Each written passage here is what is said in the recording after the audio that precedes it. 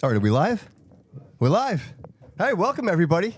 November Livecast, episode 2. What's up? What do you know? We've got David Souza in the house. What's up? City Councilman-elect Chris Peckham. Welcome to the episode, my friend. Thank you for having me on. So, hey, something new, brother. We're doing these live shows. Yeah. David and I were talking, and we really want to bring more dynamic to the show. Obviously, the podcast is so very important, except the one that we did, because that was like Timu. Me and you did the Timu interview.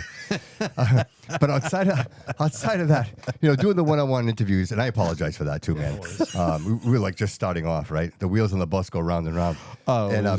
And so to be at this point now, right? Like we've been through all this. Chris, I got to tell you, man, much like with Boomer, and I'm not, no comparison at all, but I seen the evolution, man. Like, we met right at the beginning. Mm-hmm. Like, I didn't know Chris before, and then we met right at the beginning, and then I watched this evolution through your campaign. You know what I mean? Not only you, but the people around you, and you could see the excitement. Yeah. And, I got to tell you, be honest with you, and we'll let it out. I was a fan since day one.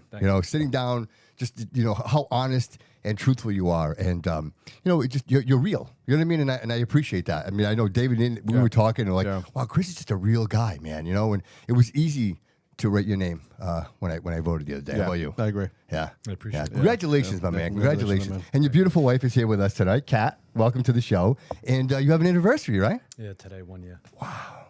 Good things. Right. Amazing. Good things. And then Saturday, are you guys going to the event we're having Saturday? I'm planning on it, yes. Yes, I'd love to hear that too, man. That'd be great. I'm a big Sinatra fan. Yeah, you me are. too. Me Nice. too. Yeah. I think it's an amazing thing. Marco and I, we met. Quick story, like just completely random. And he's a promoter, Social Table _ 617. And we were talking back and forth, and next thing you know, man, it's like we fell in love with each other. We have the same passions. We have the same dreams for the city. Yeah, Marco's a good dude. And he's like, No, hey, he's let's a great join guy. forces. Let's do this together. Yeah. He's like, I'm trying to help out Nick over at the Brew House district right down South Main Street. He's like, I'm trying to pack the place for him. He goes, I book these acts that come in, and they do Sinatra nights and Dean Martin nights, Rat Pack nights. And I said to myself, man, it was probably like 5 or 6 years ago, and I said to myself, wouldn't it be so great to have that somewhere? And I'm like, maybe Providence. Whoever thought that we would have that here in our city? I mean, You know what I mean? So, but that to me, that's just proof positive, Chris. I think you coming in now, January is a big time for you, brother. That's where you hit the ground running. And I think things like this, this right here, us sitting here having these conversations, being accessible, brother. Mm-hmm. I tell you, lifelong resident of this city, never have the politicians of the city been accessible to me.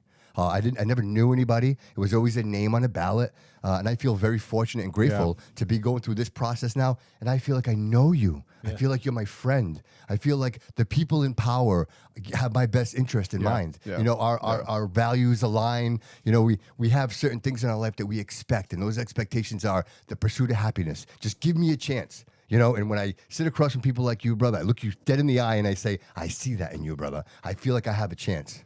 Well, I'm sorry. Go ahead. Yeah, no worries. I like being, and I've never referred to myself as a politician. Get that a little closer to you, bro, because I don't want you talking shit about the last time. Yeah. There you go. There we go. Yeah. I like the word statesman, and I go back. I'm a history guy. Love history. So if you go back to the beginning of the country, your politicians were just angry people from the city that were sick of being taxed. Yeah, and they were the voice of their own people. They had the same mindset as their own people. And I've always been that way, and I pride myself on that. I'm just like you and everybody else in this city, no better than anybody, and I just want what's right.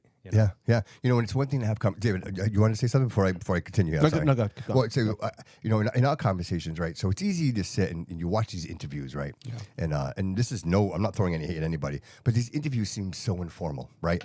And that's kind of what sparked all this. Because I'm telling David, who are these people, man? Yeah. Like these interviews, it's like everything's written down. It's all braille. Nobody understands the words. They talk all these numbers and it doesn't mean anything. I'm like, let's show people who they really are. I want people to know who Chris Peckham is. Mm-hmm. The person, right? The statesman, right? The guy who really truly has passion for what we all want, right? We want a better future for our children. Yeah. We want to know that we're safe walking down the street. You know what I mean? Speaks volumes because you had served before in the city council and you left. Is that what it was? So, I know there was something. The second election, I lost by less than 200 votes. Okay, and then you got reelected this time. Yes. And so it shows that there was a miss, right? But you were missed at some point. At some point, you made an impact somewhere that reminded people like, we need Chris back. Something happened in the midst of all this. I gotta say, I'm not a fan of all of the city councilors, right? Mm-hmm. The ones that have been there for so long, kind of fixtures, almost like the people who, But that seems who like make that's career. changed. Has that Well, changed? well, I think with this election showed that a little bit, Yep, right? We, yep. we were ready for some new blood. We Yep. still elected the old guard a little bit, right? Because I think that's playing it safe, right? Maybe the other people didn't make enough Yeah, noise. but we've got a lot of new blood. On the But we cocktail. have a lot of new blood, and I think Yeah. it's necessary. I think it's necessary because It's not now not so much new blood, but the age has come down. There you go. yeah, So you have a lot of- yeah. a lot Because of Brad's out. younger Brad's out. gentlemen. Yeah. You know what I mean? He's a fixture. He's been around a long time. Brad's out. You know what I mean? So it's interesting to see a little bit of that change, and I think the city did say something in that regard with who they picked for, city council this time. With Mike. Mike did a great job as well. Like, That kid ran the best campaign I think I've ever what seen. did I tell you? Jeez. What did I tell you? You know what? What- I'll say this. Go ahead. I was everywhere, and everywhere I was, He was there. He was there. Yep. He was there before me. You know what I mean? And when I left, he was still there. I don't know how he does it. Great I think there's campaign. like 3 mics somewhere because he's He- everywhere. He has no problem going up to anybody and talk. That's what I noticed with him. The day of the election, I couldn't give enough accolades. So Yeah. before the results came in, I had pulled his wife aside, Mm. and then later on in the day, his father. And I said, I just have to tell you, he ran the best campaign. And I've been involved in politics. That's what I tell you. I said at lunch today. I called said it. Mike did it. Mike ran a campaign like I have never seen in That's the city. fine. Okay, can I ask you guys? What do you think he did great? There My was opinion? there was nothing he didn't do. Yeah. Well, that's a better covered answer. all- That's a better he covered answer. all That's a bases. better answer. I didn't even And look this at is it a that way. person who's never ran before. Yeah. Well, he did. He ran in 2009. Oh, he did. yes. Oh, that long ago. Yes. Holy And he said moly. it because I had asked him, and he told me. He said he looked. I don't at- think anybody knew that though.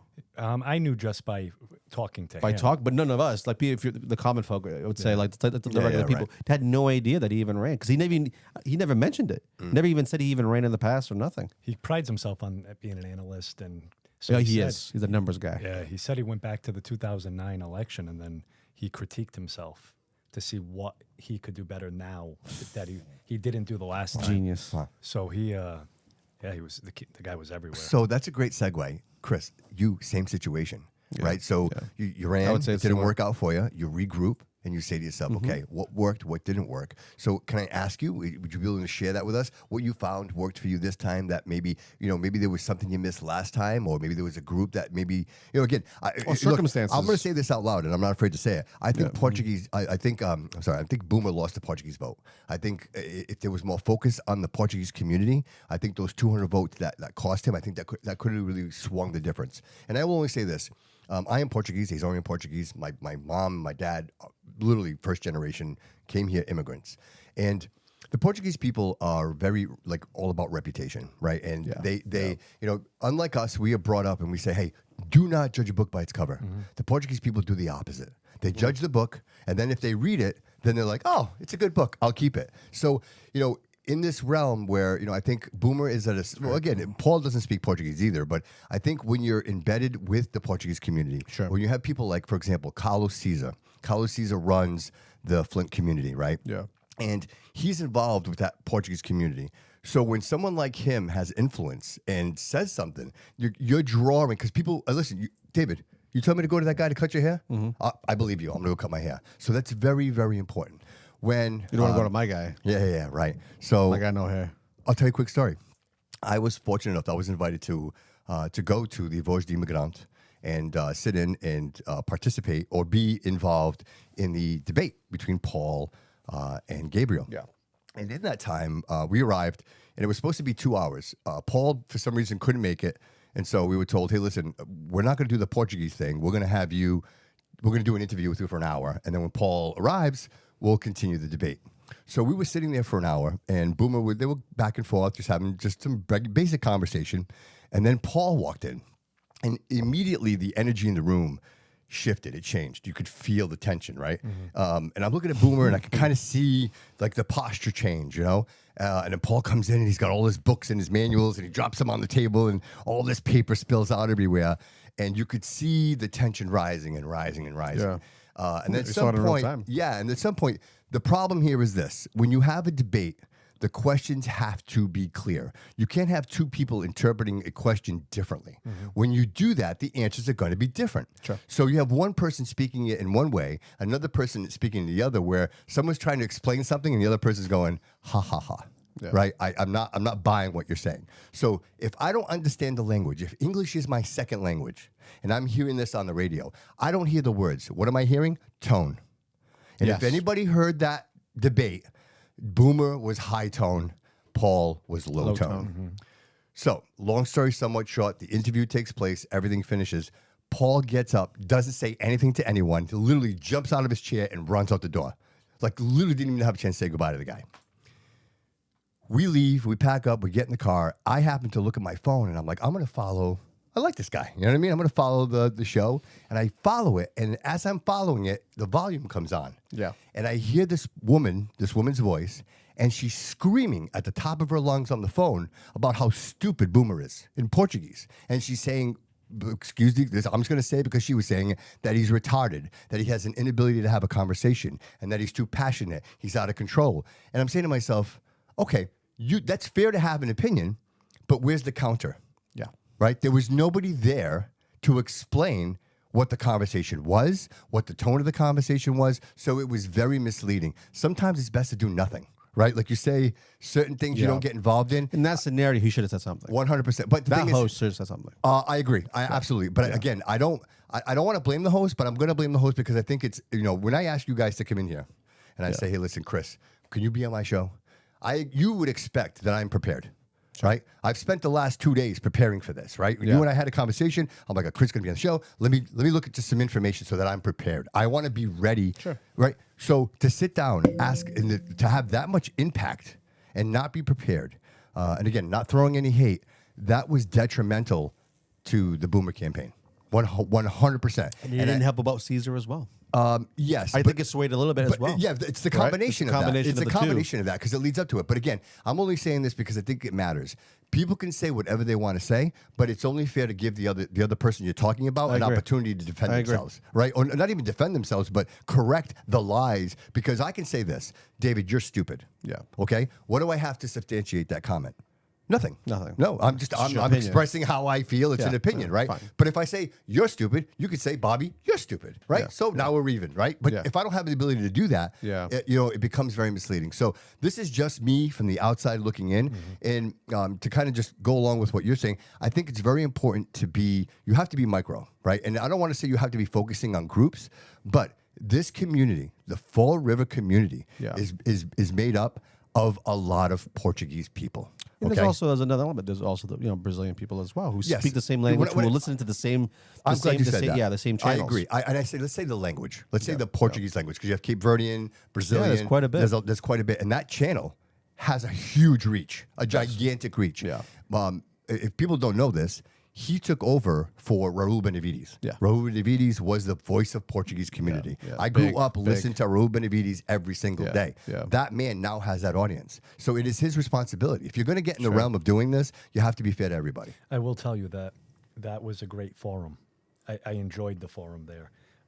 It was not as structured as the two previous ones. Yeah, there's no It structure. was, Yeah, you're right. It was very so, and I liked it because it was my point of view, and it wasn't. There was nobody there to not say correct you. So, for instance, Council Dion would answer a question to my left, Yeah. and right away he'd look at me and say, "What are your thoughts on that?" Yeah, yeah. And I liked that, Yes. because it kept you on Yes. your toes. You weren't, Right. getting the same question, answering the same question as everybody else. Right. It was they put you right on a spot. Yeah. And Yeah. I like that open dialogue.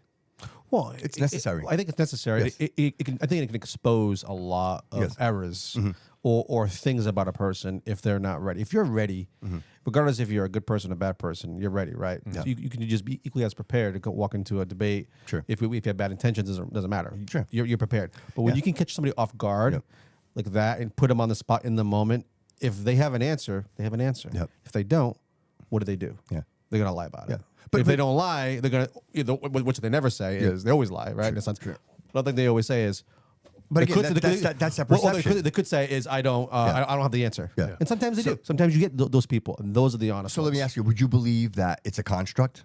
So because when I say this, I say when you look at the political realm and what we expect, right? It's become a stage. So if I'm writing a movie, there's a beginning, middle, and an end, right? I write the script.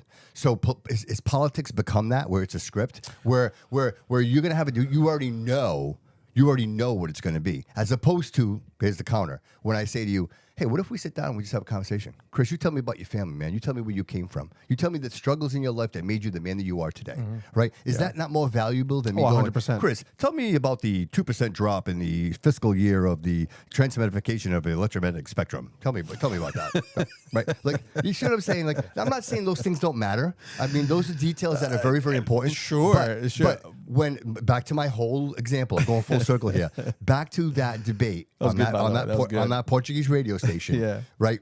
Is a situation like that so detrimental to somebody, right? When you don't know exactly what you're talking about, right? When you create this reality that doesn't exist, what do people conform to? They're saying, well, he didn't sit down and he didn't say what A, B, C, D was. I'm a little confused. Yeah. He was passionate. He cares. What? He's angry. Why is he angry? Well, because people are dying in the streets. Yeah. Like, do you not have passion? Yeah. You just described my whole first 2 years on the council. So I got that a lot, that I was I remember I that. was angry. Yeah, angry. You were angry. The mayor told me all the time, you're angry. This is the current mayor. And yes. Yeah. And I was passionate. And I said it in one of the forums recently. I said that I was It's wild. aggressive to a fault. And I recognize that. I do. Yeah. Because it was when you take on too many issues at once, which there was at the time, and ARPA really set me off. Being called a liar publicly set me off because everybody in that room, including the man, knows what was said. Should be an interesting couple of years. So, well, he reached out to me yesterday. Oh, he did? Yeah, he did. Okay. Well, And I'll love to hear that. That's good. again, there's nothing personal with me and Paul. Sure. He could be a great guy outside of the office, and I go out to eat with him. But when you get in this area, Well, you said it. I know what you're going to say. I have to hold him accountable. Yeah. for 100%. everything. The friend. I'd love to hear the that, friends Chris. stay at the door. Chris, Yeah, that means a lot to me. There to could you be say another. that. So I'm very friendly. Let's say me and Cliff. I've known Cliff since he was 16. But if we're on the council floor voting on a topic, we could be best friends outside. Sure. I was put there to be my own voice. Yeah. And represent the people. I think someone So- like Cliff would understand that as well. Yeah, of course. And I'm only using him as an example. Yeah, because you had that experience. With Yeah. him. So, Right. so it's the mayor called me yesterday, and it was very short. He had called me. I had missed his first call, so I called him back a few minutes later, and he said, "Hey, congratulations on the win." And I said, "Congratulations to you also." And he goes, "Hopefully, we can sit down and we can both work together to better Fall River." And I said, "Yeah, absolutely, Paul, because that is my intentions." But as a city councilor, you bring something down to me, I'm not a bobblehead. I'm the furthest thing from it. And I think I proved that when I was elected the first time. I'm not a bobblehead, and I can't be persuaded on how to vote. So if you come down and put something in front of me that I don't agree with, I'm going to tell you I don't agree with it. So as long as his definition of bettering Fall River together is he puts forward decent proposals and I can, Sure. that I'm okay with, then Yeah. we'll be fine. Yeah. But the second that something goes against what the people want, I'm not there to be friends. Well, I'm glad there to hear do a that, man. job. It's important to hear that. It is. And I'm And that's one of the reasons, not one, but many, but that is a great reason to vote for someone. Sure. Right? We don't want someone who's going to agree with the president. We don't want you don't someone want who's rubber going to stamp. agree No with the rubber mayor. stamp. Yeah, no rubber stamp. Yeah, No exactly. rubber stamp. So, But so for can me, I say, yeah, go ahead. I'm glad that he called. Like, Yeah, that me matters too. to me Me because I too. know that, I'll be honest Well, with you, it's something smart. that It's a bothered smart me. thing to do. So Yeah. a funny story, I saw him Yeah. Sunday morning at the Rotary Club breakfast at Diamond. And I had already been there for like maybe 40 minutes, half hour, 40 minutes.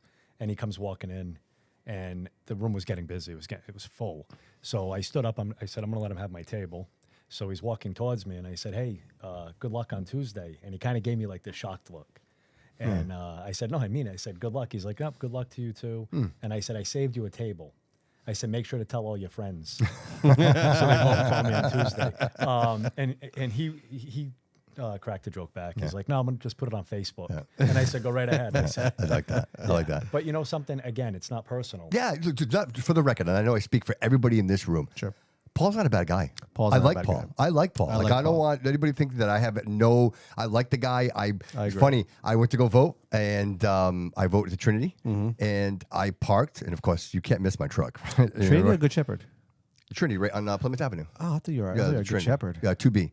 And Gotcha. so I get there, I park, and then I come back, I get in my truck, and I look off to my right, and there's Paul. He's on the corner, and the guy was hustling. And I pulled out of the street, I rolled down my window, and I said, Paul, good luck to you, man. He's, thank you, Bobby. I appreciate that. And again, it's no hard feelings. You know, listen, this I don't have to like your policies. No, and I can make them very I well love known you if I say don't that, like Chris, you. because it's not personal, No, man. I say that not all the personal. time. Yeah, man. I don't.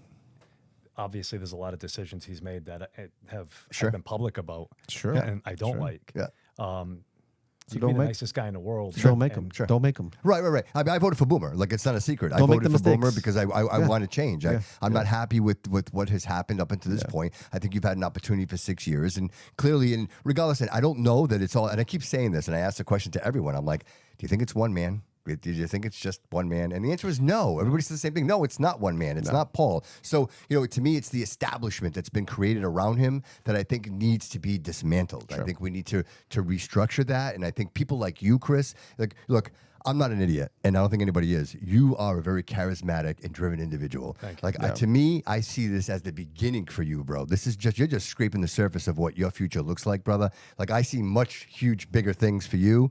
And if this is that way to get yourself primed up for that, man, I will support you all the way, man, because I believe you 100%. Listen, I say this.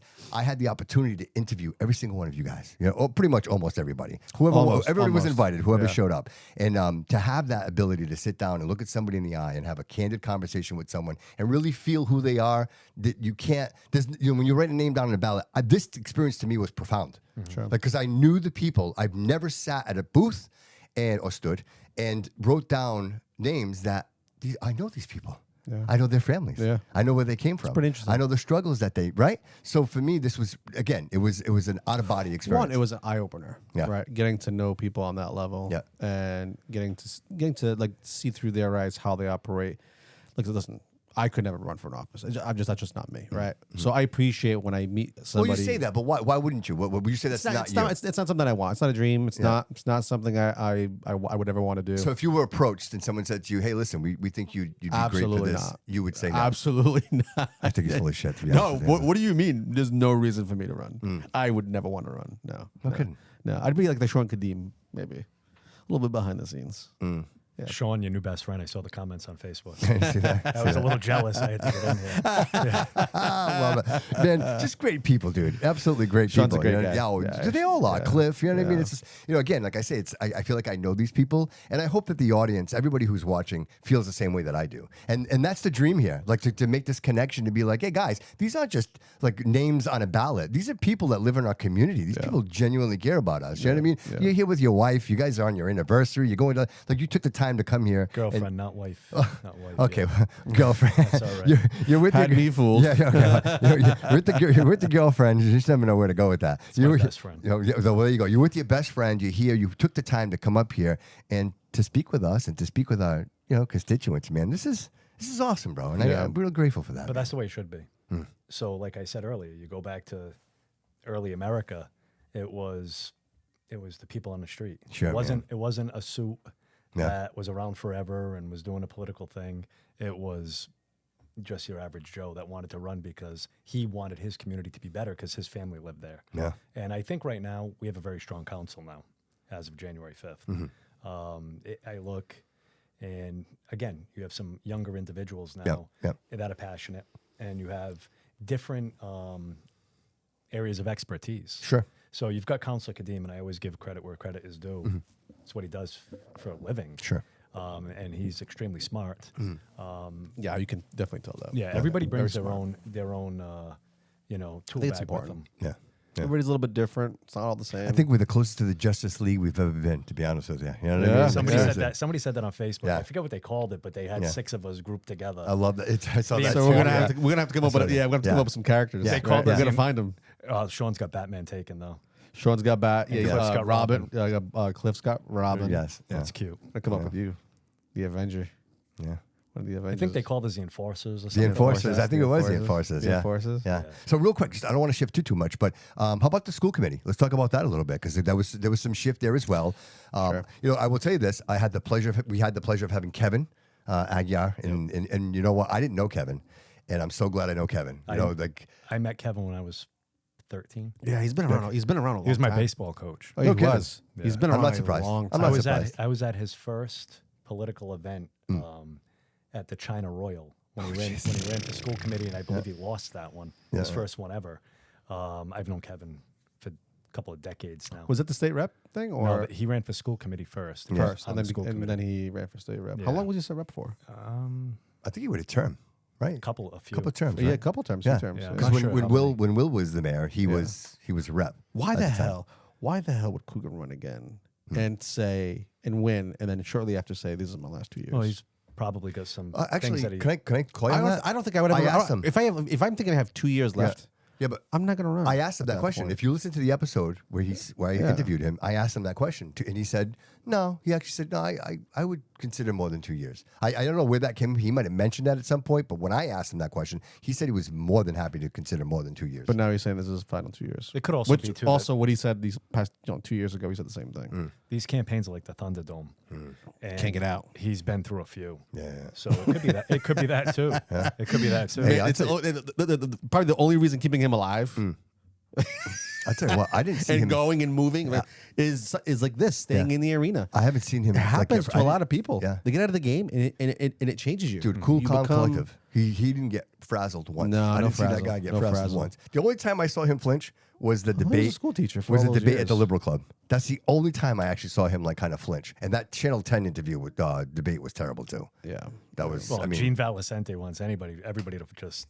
turn you into this. Hey, you know the slap fest. It was, dude. It was. That was crazy. That's what that I was. was. Like, what am I watching here Someone right should come up now? with an AI video of that. It's like so. slapping Boomer Jordan would, at the Boomer would debate. say something. He'd look at Paul and be like, "How do you feel about that?" Paul's like, wait a minute. Oh, I wasn't ready Am I for this. debating both you guys here? Yeah, that was like a blindside. That was a blindside. He was actually a very aggressive moderator. In all fairness, but in all fairness, everything he called them out on was legit. Yeah. Like there wasn't one thing he said that I was like, oh, that's really not fair. No, it was all fair. It was all listen. accountability. You've been our mayor for what, 6 years now? 6 years? Yeah. There's some things we can say. Yeah. You know what I mean? And there's some things you got to account for and you have to answer for. And well, that's I mean, that's a sitting it mayor, is, it right? is, yeah. You're going to have those issues. Chris, And January comes along. What's the first thing? When you're hitting the ground running, brother, what are you doing? Connections? What's happening? I am going to file a couple of resolutions Okay. right away. All right. cool. I did say that I would call for forensic audit. I got to talk to Cliff to see what he actually did because I know he did ask to audit DCM. Well, according to Coogan, there's an audit every year. Yeah, but that's fine. When it's like a kid monitoring the cookie jar when you've got it done in house. Yeah, right. But I want bigger than that. When it comes out that there was what the city said hundreds of thousands of dollars, I'm being told it's in the millions of money disappearing in bulk items. How do we go from 15 million to 30 million in free cash? Overtaxing. Just That's like why that. I'm going to vote on everything. And it came out so easily. Like he said it, and it just came right out of his mouth. Like he wasn't even thinking about it. Well, we have $30 million in free cash. Really? Because From where? we have a lot of need. Well, that's why. And why are we still taxing people the way that we're taxing them? Well, water shouldn't have went up by 24%. But that's why it's easy for me to just say I'm going to vote no because I've got that in mind. Does Westport pay anything? Yeah, the percentage. Is it a small percentage? I think 50%, if I'm not mistaken. I'd have to look. 50%. But I think they agreed at 50 or 54%. I'm not really, I don't know the exact numbers. Is that the only town that has our water system? No, there's a couple. There's a few. Yeah, I don't know what's happened since I've been off the council Yeah. as far as that. Yeah. Who's purchasing the water now? I think it's a great avenue to explore since our water bills keep going through the roof. The more water Well, we it's can one way to better. control, at least control it in a sense where, okay, if you can stop it from spiking at least. Like, whatever we're paying now, I mean, we'd love to see it go back, but does anything ever go back? Never. You know, as time goes on, houses only get more expensive, right? Cars only get more expensive. So we know that whatever we're paying now, it's either this or more. It's never this or less. So I don't know. I feel like with the water bills and with the whole issue with the energy, you know, we're gonna get that hike. Has it happened yet? I'm sure it has. It's already been implemented. The 30%. Is it 37%? No, that's Liberty Utilities, Your Liberty which I went and Utilities. spoke at too. Yeah. That it's so when your mother's calling you. So my mother stayed out of politics the entire time I was Yeah. a counselor, and she wouldn't watch the meetings. Just my dad would, and my dad would fill her in. But my mom just doesn't like. I'm still her boy. Yeah, So she doesn't like seeing the negativity. Yeah. So when she called me and said, "Hey, are you going to that Liberty Utilities meeting? Because I can't afford that." That's what hits home. That's what hits home to me. My mother stays out of politics entirely, but that thing got her to be like, "Hey, you going to that?" because I can't afford that. What's the justification for that? I know the So I'm answer. going to tell but- you. Well, I went and spoke at it, and one of the things was to relocate their headquarters. That's like Jordan wanting to move Fiorentina's to a bigger spot and then charging everybody to do so.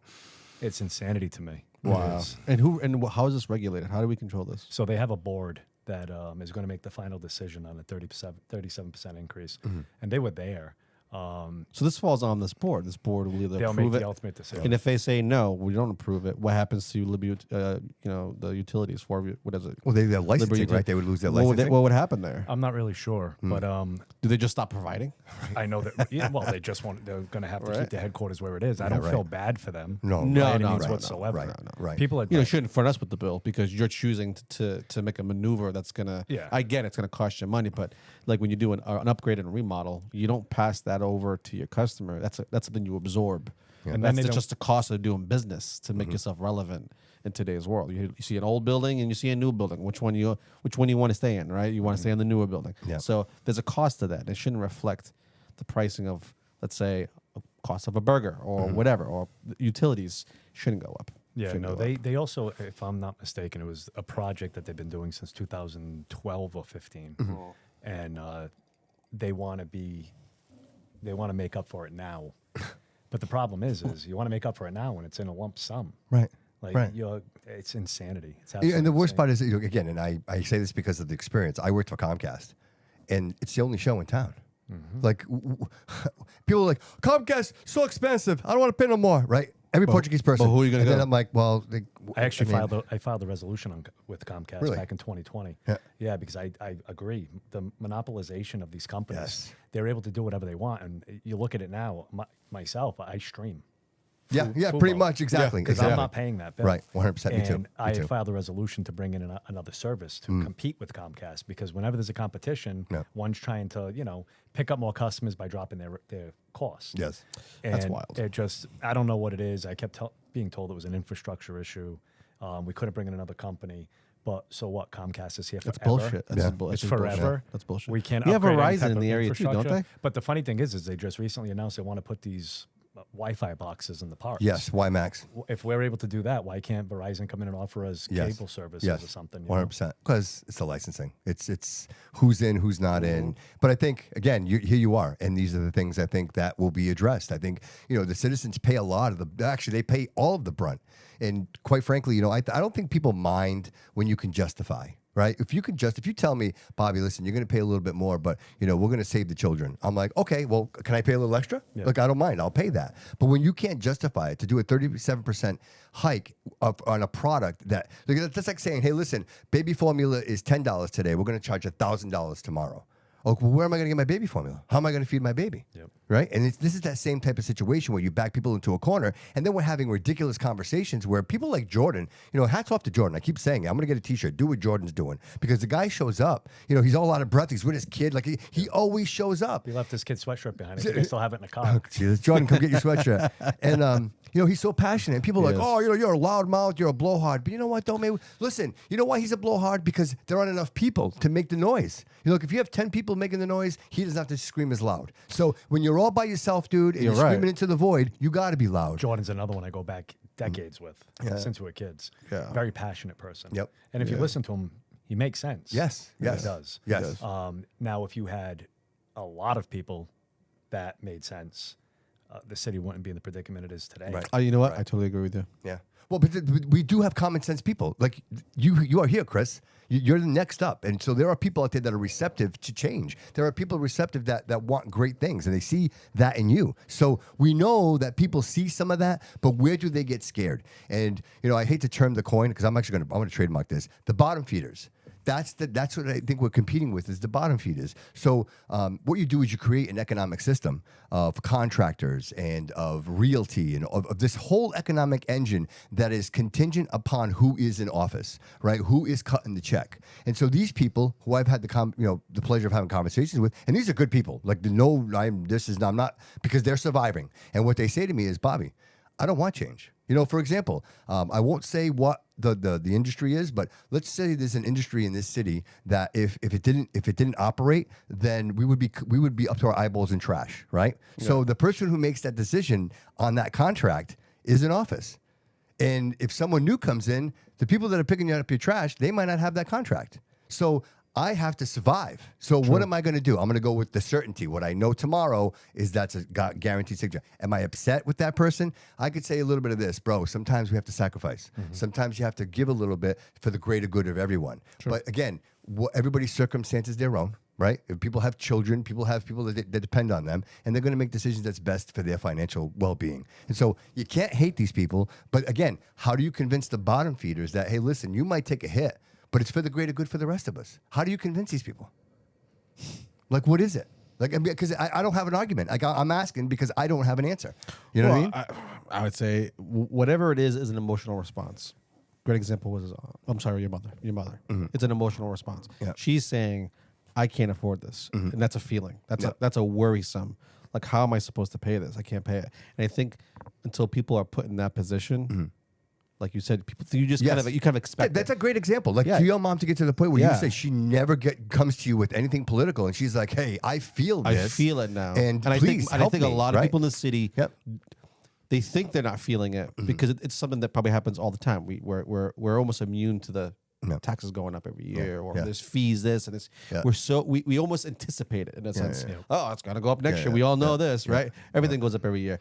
So it's one thing that we expect that, but when you're put into a corner and you have no other option, and then that's when you start feeling it, really feeling it. And you're like, what am I going to do? How am I going to pay these bills? I can't afford this. I'm going to have to choose maybe a little bit less on groceries to pay this bill to keep my house. Because those are two essential things you need. You need groceries and you need your food and you need to pay your utilities to keep the gas on. Sure. You need them both. Sure. And so like now, how many people in the city actually are in that position or are going to be in that position? Well, and even more so now with SNAP, you know what I mean? People are going to be hurting. People more really, so. there's more necessity. There's more of a need. And quite frankly, you know, I kind of use the example, like, I'm not a hunter, right? I don't shoot animals. Like, I don't have that, but I don't no harm. I don't care about anybody. You shoot whatever you want to shoot. But whatever that bone is, I don't have it. But if you put me in a situation where my family is hungry, well, I'm going to go get my AK and I'm going in the woods and I'm going to go shoot something to feed my family. Like, the need, it supersedes. I would say, right. Yeah. Like, you're gonna do that. I think a lot of people are like that. I think a lot of people have that mentality. To kind of like just put a period on this,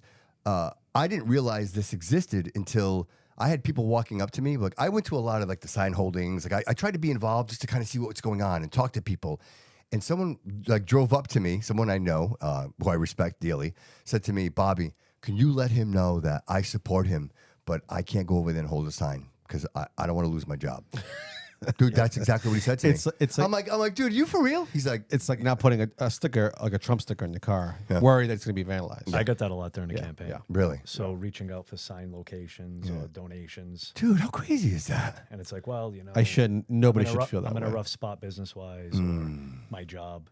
And and I agree with you. I agree. So it's like anything else. So like I said, I respect Paul as a person. I didn't like his politics. Yep. Even though you might have a relationship with a person, but if they have an opinion, they should be able to voice their opinion. 100%. Yeah. That's a healthy relationship, right? Chris, if I say something to you that you don't appreciate and vice versa, I would expect you to be like, hey man, I don't appreciate you saying that. Yeah. Oh, dude, I'm sorry. I meant no offense by that. That's a communicating right there, right? Healthy. But when you can't do that, when I can't say something in fear of retribution or my business is going to suffer or... So for instance, if I went to go put a sign at a location during a campaign and somebody was like, oh, no, not this time, Chris.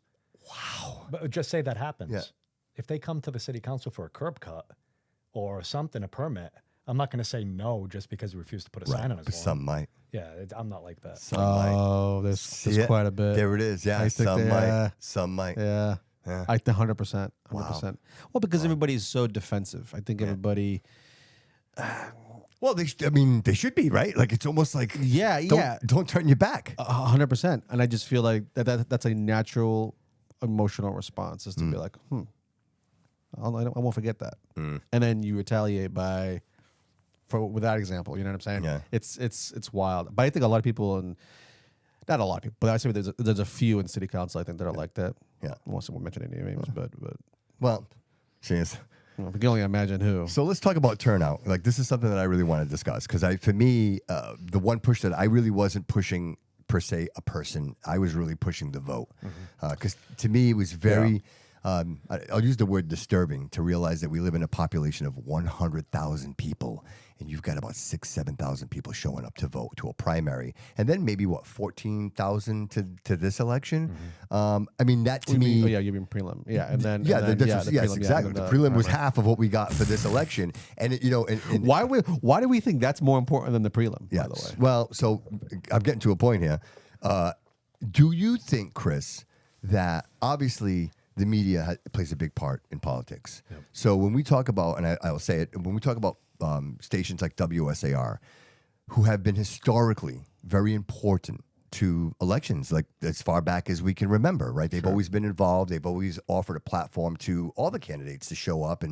But in this case, but they're very left leaning. this time around, it was so obvious. Like, I don't know that it's been as obvious. We had Ben call in, I think 2 episodes ago to a live show, and he used to work at the station. Barry. Barry.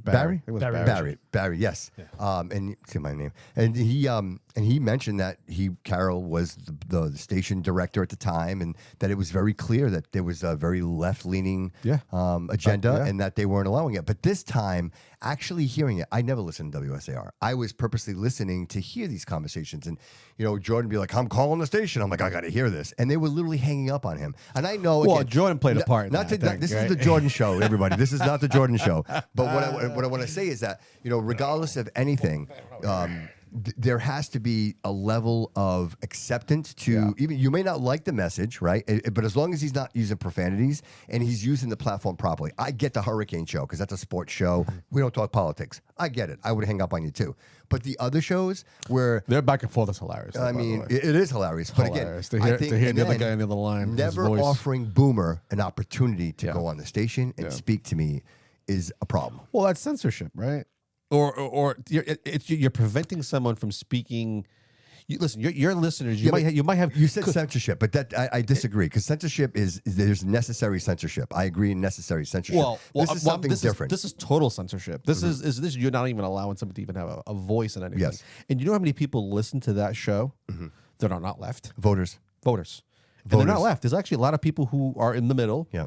And some of them might swing a little bit to the right. Yeah. But there's a lot of people that listen, and the ones that a lot of them that call in do have different views from the left. So like to have this popular station and to only push the one side. Sure. Like we watch Fox News, right? Okay, fine. We know that Fox News is, conservative. Yep. But they do have liberal people on the panel. Well, right? they're allowed They to. do. And I get it. But at least it allows a conversation. To Yeah, happen, or the right? perception of that. Yeah. Yes. If I'm sitting here and you're sitting here and we're all agreeing with each other, we're not really getting much done here, right? There's no dialogue. There's no resistance. We're not learning anything new here. Yeah, We're so just kind of just saying the same To my stuff. question, leading up to my question, Yeah.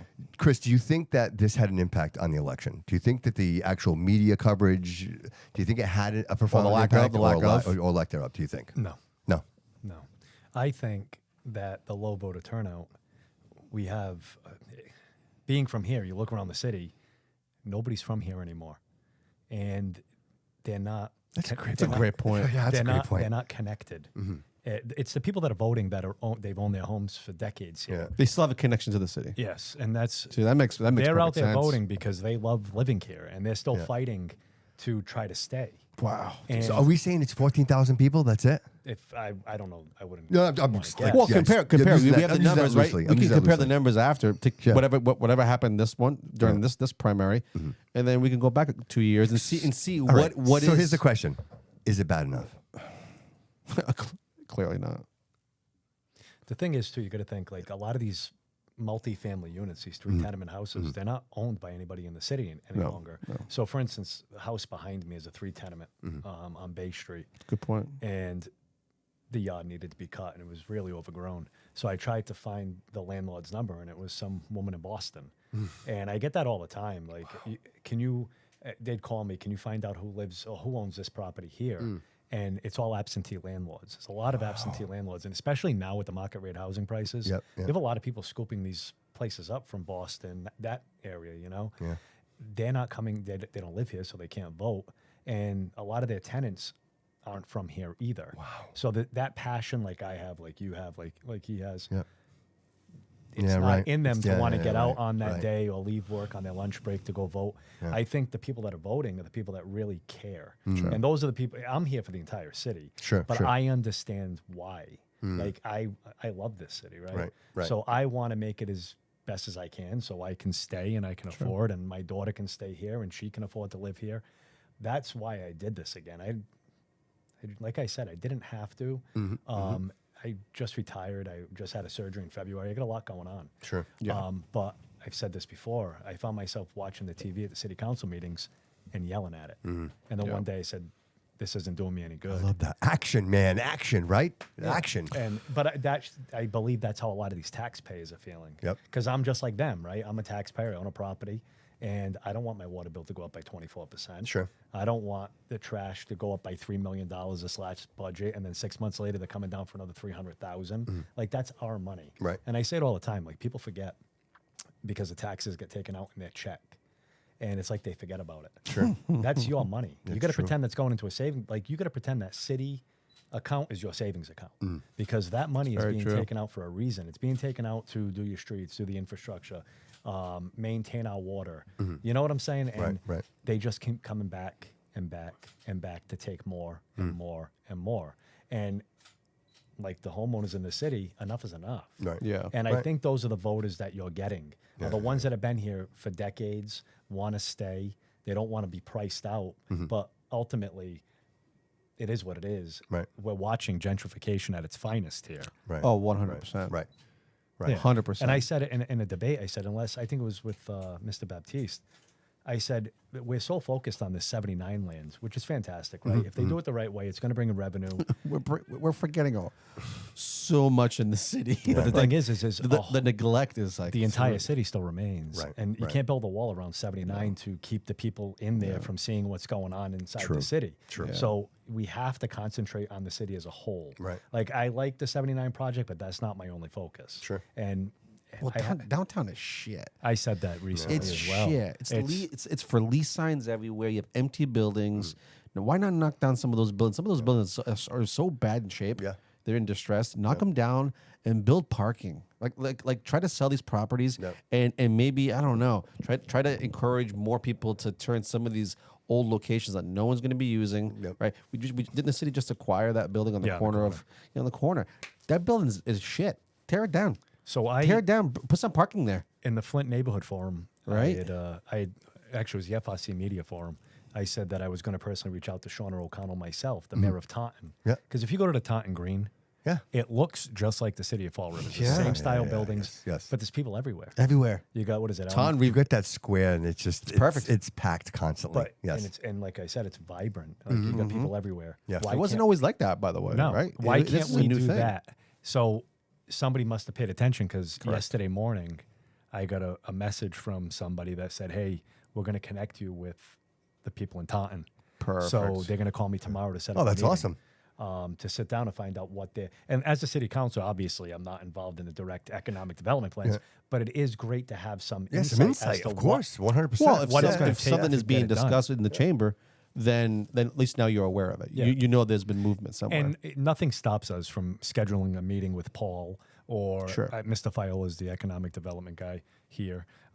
Nothing stops us as a council. I know we always hear that it's just about the budget and constituent services, but it's your opinion too. Like, I can call Coogan and be like, hey, I want to meet with you next Tuesday, go over a couple of things. And that's one thing I will say about him. Every time I'd call him, he'd be receptive to meet with me. And we don't always get along. No, right. But he was always receptive. At least to give meet you the with me. opportunity, right? Yeah, Right. and that we can do that as well. Sure, you know, sure. share opinions and because if the people, what good is constituent services? I go out and talk to you because you're a homeowner, and then you tell me you're concerned, and then I just say okay. Yeah, right. No, right. you take it and you forward it. So you go sit with Paul, be like, hey, we got this issue down on Robeson Street. What can we do to make it better? Sure. And that's the connection. Where the council's the connection between the people and the administration. Sure, So sure. So I don't want to get too far away. I just want to get back to the vote real quick. Yeah. Just one more category I want to talk about was the youth vote. I think, like, here we are. It's a critical point, right? So we talk about aging voting demographic, right? And I think that's who showed up. I think the older demographic showed up. The youth vote. I talked to Jody. Jody's in the pocket of that youth vote. Those 20-year-olds. Yep. How do we convince Jody to go out? And he did this time. Jody, my man, went and voted. Hats off, right? And but how do you convince all his friends to show up and that it matters and that they should be a part of this? I think you got to get to them early. So I'll use my own experience. I've been involved in this forever in politics in some capacity. And what I mean by that is when I was a little boy, my father had me at the Niagara Fire Station at Plymouth Ave in Rodman holding a sign. And I've held signs, I'll be honest with you, as a kid, I was holding Linda Pereira signs at the corner, Kevin Aguiar signs. My father did campaigns all the way back to Carlton Viveris. And it was I was there with Carlton Viveris too. I was Chuck E. Cheese. Remember when Chuck E. Cheese was like Bill Damaris? Remember Bill Damaris? Do you remember? So, quick story, not to get you off. I was working at Chuck E. Cheese, and Bill's like, "Hey, you want to go campaigning with me?" I'm like, "Yeah." He's like, "You just got to wear the costume." So I put the Chuck E. Cheese costume on in front of where CBS From now. Viveris? From Viveris? Yeah, Mayor Viveris. Get out of there. CBS now used to be China Royal was right there. I was over there using the Chuck E. Cheese costume, campaigning for Mayor Carlton Viveris. like nobody told Chuck E. Cheese that was happening. You know what I'm saying? Yeah, he won. Oh, I'm sure. Major endorsement. Free pizza right? for everybody. Free pizza. So tokens. where I was getting at with that sorry. was it started young. Yeah. And I developed a passion for it, right? And I think if we get to these kids younger, I would love to see legitimate civics classes being implemented into our I school 100% system. Yes. agree. Yes. Because what good is your city or your county or your commonwealth if the people that are growing up in it have no idea how it works? Where's your replacement, Chris? Who's going to replace you, right? Who's next up? As a manager, lifelong manager, I was always taught, Bobby, you have to train your replacement, right? Because as good as you are, we need somebody to take your spot one day because you need to grow, right? Who's next up for you, right? That's the youth, Yeah, Yeah. I agree. right? So I look at my daughter, and it's a prime example of this. So I ran for city council the first time she was right by my side. Everything I went to, she was there. And she calls me one day. She's like, "Daddy, I think," and this is when she was at Holy Name. She's like, "I'm going to run for 8th grade class president." Whoa. Man, so proud, man, And right? she won. That's amazing. Wow. But by the end, she's like, "Dad, I don't think I want to do politics anymore." She had But a it's taste of it. yeah, but it's her experiencing it. So she wanted to get involved, and I think that's how we do it. Is you start Absolutely. you start a little younger, and you get civics in the classes, Yeah. and you teach them what the process is. And also too, like I know we as a school as a school system, we push a lot of math and ELA. I would say those are the two most important things. Even though they're all on the same level in a sense, people always make those two. I would think those two subjects the more important. History is a big thing. You mentioned statesman. If you don't know your past and you don't know how you're how doomed to government repeat it. works, Yeah, you're doomed to you repeat learn that in history how government works. They break it down for you. If you're not in during those crucial times, Yeah, but you got to make it fun, dude. That's the problem. They don't make it fun. You got to. You can make this fun, and I remember completely going agree. through social I completely- social so studies it's and who you history. hire. Yeah, right. As I got older, like I love history. Like So do I I. mean, look Yeah, around. yeah, Like, I'm a history buff. Yeah. But when get I that. was younger and like I wasn't interested in the way it was being I taught was. to me, it was I've always been boring. interested, It was yeah. boring. well, I guess if you're into history, I mean, I can kind of sense it with you. Yeah. Like you've always had a passion for history. Like you've always loved. Like you have a favorite era. I'm sure. Like there's an era that you love to read about more than Yeah, any other the era. Civil War era. See, that's Civil what I'm War. saying. See, for me, Yeah. it's Revolutionary War. It's Yeah. the founding See of our that? country. See that? Yeah, see, Legit. legit. If you're into history, you know these things, and sometimes I speak to people in my family, and they were never into history. So when they Yeah, but your family's history was different than, right? Because we came from the Azores. yeah, but see, I'm very American though. You are, but your parents weren't. No, but my Right. sisters were here. Yeah. Right. I have certain family here, certain friends, and they Yeah. never took it serious. Yeah. And now they want to understand politics and how it works and how to vote. And then, like, you can still learn these things, of Sure. course. But like Sure. when you were younger, this is why history is probably the most important thing out of all schools, because Yeah. you learn the system, you learn Yeah. how it works, and then combining that with a civics class, I think you can really turn these young kids into people who actually give a shit and maybe want to vote someday. I love the because they student understand council. how it I works. love that. The student council giving children an opportunity to kind of. Absolutely. I think that's a great thing, and I Absolutely. think we should do more of that. And, And it was- there should be a financial class as well. After a certain grade, Yes. Once you hit Yeah. maybe high Investing. school, Yep. ninth grade, Yep. start freshman year, Yep. implement a class. Understand money. Mandatory. Understanding money. You know, it's funny. We were talking how about it this works. the last one. What we had, right, when we grew up, if your other vote gave you $1, you'd roll up that dollar to be in your pocket. You'd wash the jeans. You'd have that dollar for like 3 weeks, right? Because nobody take that damn dollar from you. Today, you don't have that anymore. It's digital, Right. So I'll use my son as an example. My son is 24 years old. So he was brought up in that digital realm, right? He lives in a digital, everything's Roblox, right? Everything is like this digital currency. I have a story for you. There is no actual transaction that takes place. Like if I have to go to a store and I have to pay someone $100 of my hard-earned money, there's actually an experience that takes place, right? When you don't have that, when I just click buy it now and it's at my door the next day, there's no satisfaction to that. The value of a dollar, right? is Much like, hey, remember the kid at high school that his parents bought him a brand new car, and the next thing you know, he wrecks the thing. Yeah. But the kid who works 3 jobs and has a little Volkswagen, little 4-speed, Takes very good care of it, right? And the thing looks amazing, and he takes it. Why is that? Why? Because there's this value. Yeah, I own it. It's mine. There's some pride in that.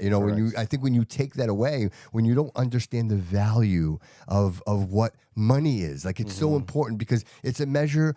Again, people are like, oh, money. But it's a value. It's a measure of your success. Like the more money I make, the more people I can help. Like that's the way I look at it, right? Sure. So if I continue to do what I love, I keep telling you, the money's a byproduct. It just comes along. But I also have an understanding that a dollar is worth something. Yeah. Right? That matters. If I'm going to spend $50 or $20, or the new world is subscriptions. Everybody's broke on subscriptions. How many in this room? How many subscriptions do we have that we don't even know? I probably have about like 7 or 8 like Amazon subscriptions, from different accounts. Yeah, that somehow I signed up Chris's for. point earlier with taxes, right? Those taxes, they keep coming out. They come out of your I can paycheck, see it every month. but you don't know it, right? Oh, it's 2% more. You don't really notice the 2%. It's like $10. These subscriptions, they keep going up, and you don't even realize it. Your Netflix used to be $7. Netflix is now what, $19.99, and you still get commercials. So again, they're able to do that because people don't physically have to hand over that money. And I think we need to teach children, this next generation, what the value of money actually is. Because if you don't know what that is, then you're not. What are you working for? Yeah. To piggyback off that, my kid wants for nothing. She never asks for anything, and I want her to. Like I want her to be like, hey, Dad, since she was a little kid, we go through the store, and I would kind of go through the toy aisle, and to see if she sees anything like, oh, I want this or I want that. Nothing, and I would just study her, and then eventually I'd be like, babe, is there anything you like here? Nothing, and she's like, that's pretty cool over there. Yeah. Yeah, but why? Why But then she wouldn't say I want it because there's no value in it, right? I got paid on a big job, right?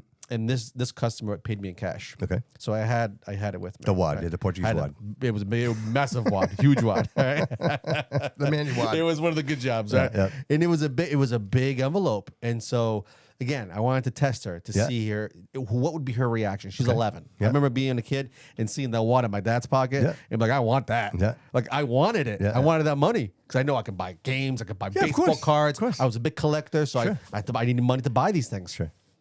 And I took it out, and it was about 10 grand in this envelope, and I gave it to her, cash, and I gave it to her.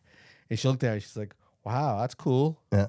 She played with it. That's it. And then she handed it back to me. Like as if it was nothing. What she has no idea what 10 grand is, right? Yeah. For me as a kid, if I saw 10, holy, right. Instantly, I've never seen this much money, right? I've never seen this much money. I'm thinking the possibility is, I'm going to buy a Lamborghini with that money. Go on. Like you have these things, and you nothing. That's a great point, David. But that's just nothing. Yes. But that's today's world. Yeah. These kids, I feel like they have, not all of them, but some of them, because they're so distracted with everything that is not important. Yeah. Like we had games, we had whatever, but it was not like what we have today. We didn't have tablets. You started this statement, and I think you answered the question, and you said it.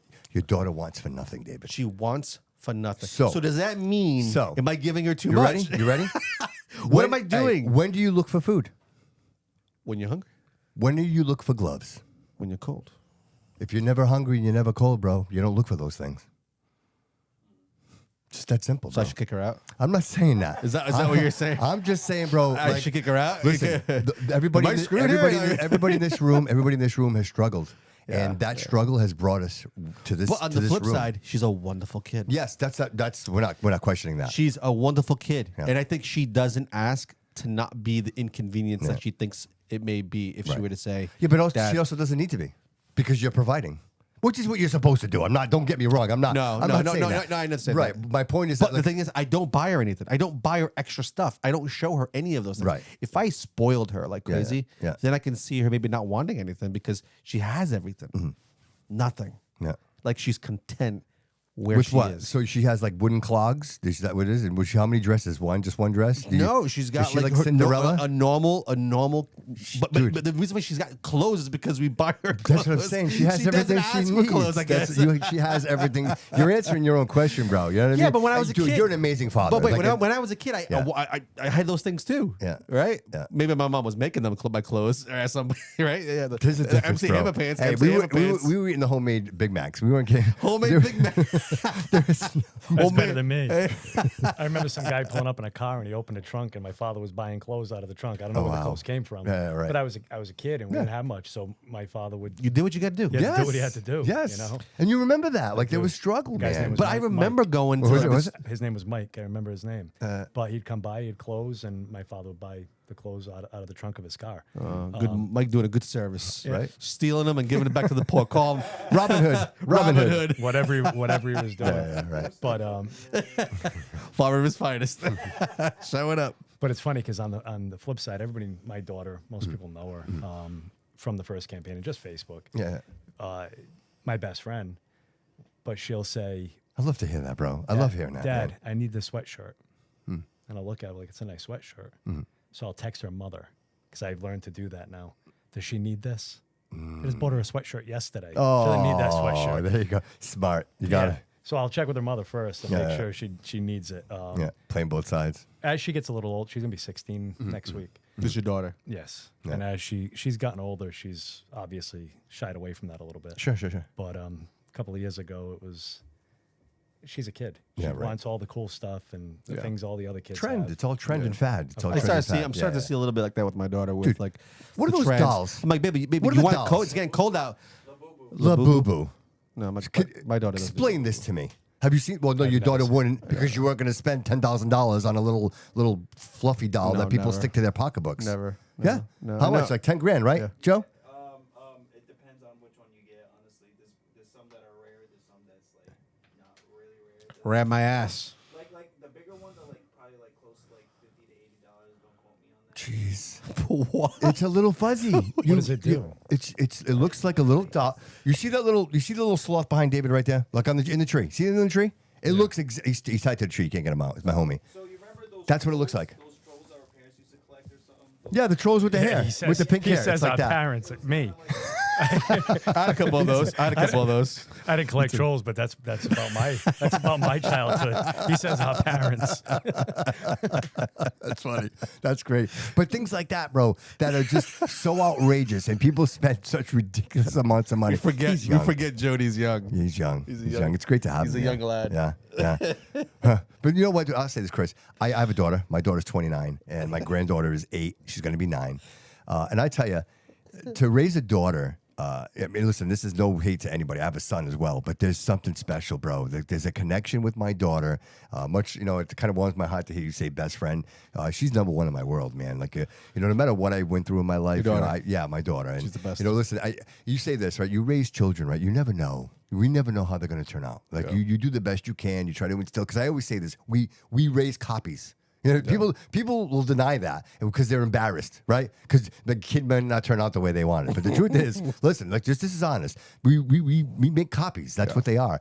And to be at this point now, and my daughter's an adult, and she's a parent, and the conversations that we have that are very candid, in realizing that I could never imagine that I would have a human in my life that was in no way, shape, or form obligated to give a shit About you. and this person, like no matter what time of day, gives a no matter, and the conversations are so profound. Yeah. That I can't. I'll be honest with you, bro. I don't know that I would even be here having this conversation with you guys if it wasn't for her. Like that's it. So, you guys want to take this call? We got a little boomer call. Want to do a little boomer call? All right, let's do it. What's the word? What, Mr. Gabriel up, handsome Boomer man? Amaral? How are you, sir? This is. How we doing? We're doing great. Well, listen, hey, you're on the radio, right? And you're here with us, and we got Chris Oh, Peckham in the boy. studio, and we got David here, and Jody's on the board. What's going on down there? Oh, look at that. All kinds of signatures about to come downstairs and sign that, huh? That's what I just heard. I just heard 4 more signatures. That's what I heard. What's going on down there? None. We just got all 9 certified. And yeah. Let's just say the turnout down here was out the door. It was pretty cool. Nice. Wow. Yeah. So I should have did this the first way, but I was doing a nice thing and going out and meeting people yesterday, but I put this out today for this, and Yeah. no, we yeah. So real quick, we got Chris in the studio. Anything you want to say to Chris? Congratulations. Thank you. Well deserved. Thank you. Yeah, no, well deserved. I know it'll be a good conservative view from the city council. I know Yeah. Chris is going to look out for the taxpayer and make sure that we're doing the right thing, and he's going to scrutinize the frivolous spending that we've had for years. So it's definitely good for the city for sure. I appreciate that. Thank you. Yeah, I feel the same it's way, tough bro. because it offsets a vote with Ricky Tiff, but it's offsets, but I do believe Chris is going to do the same and hold everybody accountable and make sure that they're gonna check check everything twice before they start sending it down. I agree. I totally agree. So listen, real quick, just if you want to just let the audience know what's going on. So if people don't know, we had a 200 vote swing in the mayoral election. And there are some contingencies in place that just to be truth and honest, that we want to just confirm that the votes were tried and true. Can you explain what exactly this process is? Because again, this is not something that happens often, and I don't think people might know exactly what this process is. And if you could do it in layman's, just let us know exactly what it takes to have these votes recounted. So because it's under 2%, essentially a recount is authorized, right? So obviously we're going to put that in. There were a lot of irregularities. A lot of people requested mail-in ballots, never got them. A lot of people went to the polls. They voted in September, all of a sudden couldn't vote in November and being told they couldn't get provisional ballots. There's a lot of things that happened and messages that we have from people and citizens and voters that basically they feel slighted on some sense in that end, but on us, it's such a nominal figure that it just we're going to do our due diligence and we're going to make sure we're going to verify, right? Trust but verify. Sure, that's all we're doing. So when would you expect results? So the process is essentially just getting. So you need 10 certified signatures from each ward. Mm-hmm. So there's 9 wards, right?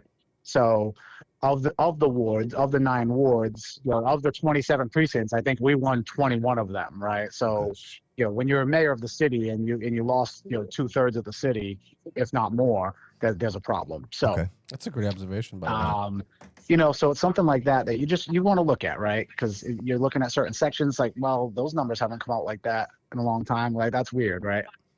So we're just checking on things, but the process is simple. It's just basically it's taxing.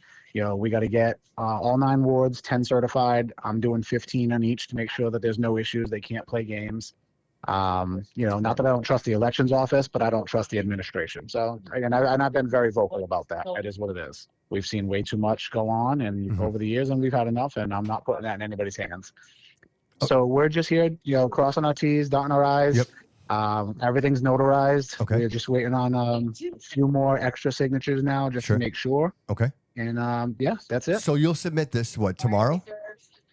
Probably gonna wait till Monday. Okay, so Monday. You submit this Probably Monday. gonna wait till Monday. So how long would we wait for? I'm just waiting on a few more things, a few more from some of the citizens that said that they did this, they got their mail-in ballots returned to them, things like that. So I'm waiting on the proof of this stuff, so I have it all before we go in there. Sure. And so when you drop this off, how long will this process take? That I don't know. That's going to be up to the elections office. I'm not sure how long it takes. We have until the 14th. I don't know if they wait until that time or if they just start it right away, or I'm not exactly sure. I've never done one of these, right? Sure. And I don't remember the city ever being close enough to do this. The last few elections, they won by thousands, 2,000. There's never been a race this close like this for the mayor. So Sure. So you're retrieving these signatures and you're talking to these people, and are you hearing from them? Are they telling you? Because listen, I'm going to be honest with with Oh, you. yeah. And we got Chris here as well. I went in to vote, and I voted over. I'm 2B, and I voted over at the Trinity, and I walked into that establishment with my license in my hand. Oh, yes. And I walked up, and of course, everybody, listen, no hate to these people are wonderful. Every time I go there, it's a big smile. Everybody's really, really nice. So it wasn't anything about that. It was about me going up, giving him my name, and then I was trying to hand her my license, and she didn't want my license. And right in front of me, there was a paper that said, ID required, photo ID required. So why wouldn't she take my license and confirm that I was who I said I was? So to me, that was very concerning. You had a sign that said, Yes, there was a sign in a plastic insert. So is that law? Is that part of an ordinance that you have to show your license? I'm not sure. I'm not sure When you vote? there's an ordinance, but no. Or any kind of I don't think rules? everybody has to show their license. Yeah. I think it's like if you haven't voted in recently, things Or like that, if you haven't or filled you're a out new the voter. census. I don't think it's everyone. I do believe it's everyone that should show their license. I agree, but It was my first time voting, and I didn't even have to show my ID. Yeah. I don't know what the process is and who's doing what. To me, I think Well, everybody should. we should know, right? Look, shouldn't we know? Shouldn't we know if you have to show your license? I mean, I think it's important information, I right? agree. I think there should be something in place that says it's required. Yeah, right. Why wouldn't it be Look, required? we were having a conversation downstairs, and I mean, obviously, I'm hyperbole here, right? And I'm being a little facetious, but if I watch American Idol, right? If I'm watching Fox and I want to vote for the next American Idol, like I can do that with my phone, right? It scans my face, and then I can vote for the American Idol, and that's secure. Like they make it work, and nobody's messing with that, and that's a multi-billion-dollar operation. So why can't we incorporate something like digital like that so that we can vote? Somebody actually said that to me recently. Right? Like with face scan. I mean, we don't even trust voting machines, let alone face scans and phones, and everything's hackable. These guys can't even protect our school systems from being hacked. You know what I mean? Let alone elections. Yeah, Chris, So what you that guys just say, leaves Chris? too much room for error. So somebody had mentioned that recently about how to bring up the voting numbers, and that was thrown out there as well. Was some type of an app that you could go on to and vote that way. Yeah, I think it's definitely doable. I think it's worth trying. I would prefer people show up. Yeah, me too. 100%. I agree. Yes, I agree. Yes. That's It's the not goal. that we can't do it. I Right. just don't trust the integrity of it. Right. You know. Right. So Right. It's hard. at least in Again, person, there's some Guys, limit to the integrity. I invest. I do all my banking. Everything I do on my phone, It's guys. just another app you gotta add. You now. know what I mean? Yeah. No, I know. But again, what's the solution? Like, how do we get people to show up? You know what I mean? How do you get people to show up? Stop lying to them. Stop abusing them. Yeah. You know. Yeah. And unfortunately, you try to get good people in there to do it, and you got to deal with the haters and the nonsense, and the people who It's a were human jealous trait. of people when they were like 12 years old and go out there and create all the chaos. It's people are their own worst enemies because they'll be the same people that are complaining about what's going on for the years. And it's like, you're the reason these people still get elected. Yeah. True. You don't run, you put down everybody that goes against them, and then here we are. So True. Well, listen, brother. I got Chris hostage here. I promised I might have him out here by 7 o'clock, and it's already $7:15, and I expect to have him here for about another half hour. He come just on doesn't know it downstairs yet. when you guys are done. Yeah, I'll come see you. And listen, if there's anything you need from the show, from the audience, man, is there anything you want to mention before you go? No, just bear with us. We're gonna do our due diligence. Make sure that your votes matter. That's what we're here to do. So, don't think it's out there. They thinking everybody's doing something nefarious. That's not really the goal. We just want to make sure we're holding our people accountable, and that's checks and what I try to balances, teach people the whole time. Dude, if there's That's nothing it. wrong, nobody has there's anything checks to and worry about. balances We for a should reason. welcome this. We should welcome this. Absolutely. checks and This balances. man has won every election by thousands. Right. We're already hearing. We know what's going on. What are you So eating? we're going to do our due you diligence. eating And you know calamari? what? Is that what you're eating? I hope it was legit, and I hope we didn't have anything You eating problems, calamari right? down there? That's what we hope. Is that what you're eating? Calamari? Absolutely. Yeah. How is it? Is it Yeah, good? don't judge me. Don't judge I me. know. It's You always very eat that good. calamari. He loves that calamari, that guy. Very good. It's Love very that. good. All right, Bubba. I listen, love you, brother. I'll I- talk to you later, my man. It's down here. All Love right, you man. guys. Talk to you All right, later. talk to you soon. Bye. Bye. Oh, boy, he's full of it, right? He's got the energy. What's up, buddy? It just randomly ended. What ended? It's still recording and everything, but it just randomly ended. What do you mean ended? What ended? The stream. Look. Just hit start stream again. I mean, it's already like it's still streaming. Like that's why I'm not. No, hold on. I'm watching this, bro. We're streaming. It did stop. It did? Mm-hmm. Why? I don't know. Like it's literally just. Okay, well, let's just put it right back.